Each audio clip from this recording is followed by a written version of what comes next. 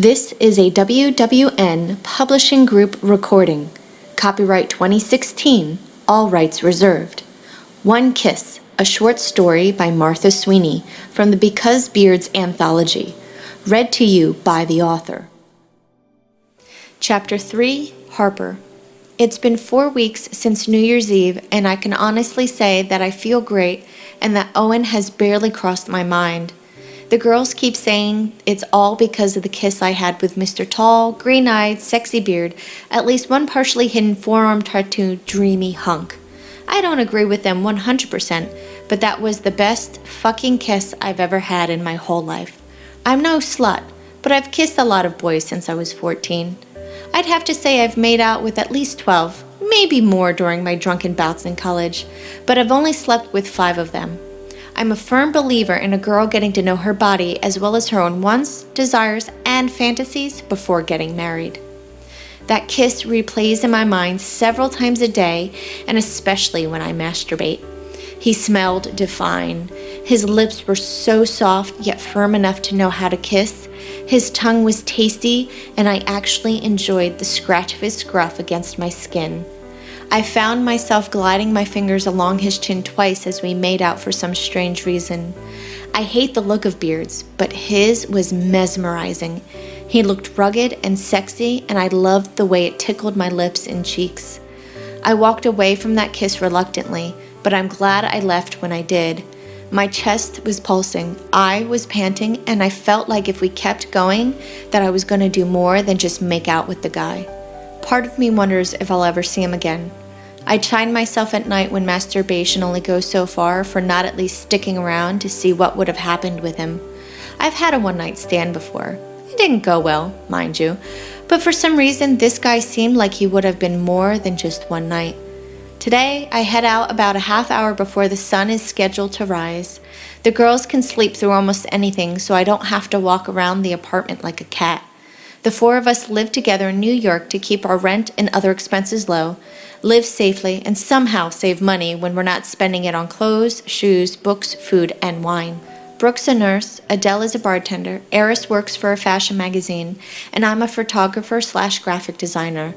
I work mostly from home, running my own online business. I do a wide range of photography, trying to always keep myself open to new opportunities and to keep it interesting. Eris's magazine has used me for a few spreads, mostly last-minute photo shoots where something happened. I never asked what occurred exactly for them to need me in just a few hours' notice, but I was grateful for the money, the exposure, and what it did for my portfolio. My shots have never been on the front cover, but I at least have those as part of my resume if I ever need it. I've started a collection of each magazine I'm in, aside from a general online portfolio. Mondays are my favorite day when everyone else in New York hates them. While people are late getting up to head to work for the day, I'm already finishing up either a workout class, a jog, or a long walk paired with the occasional ride on the subway through the different streets of New York, taking photos of anything that inspires me.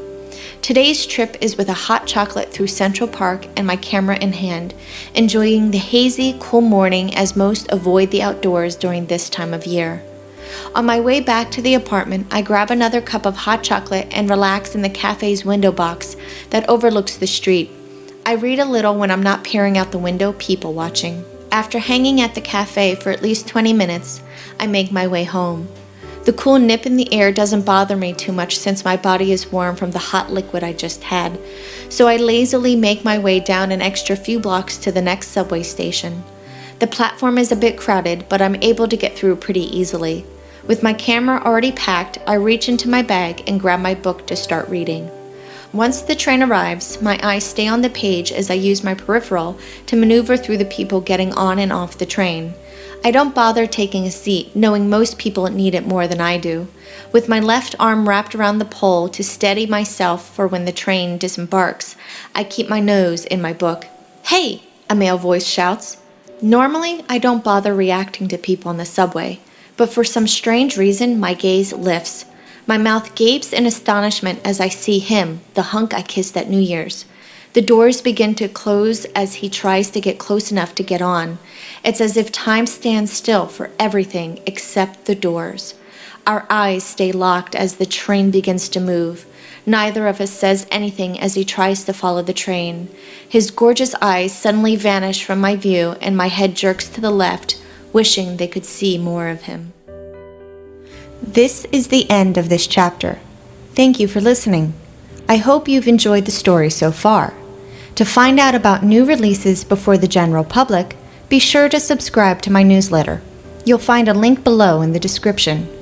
Also, to be notified when the next chapter is published, make sure you subscribe to my channel.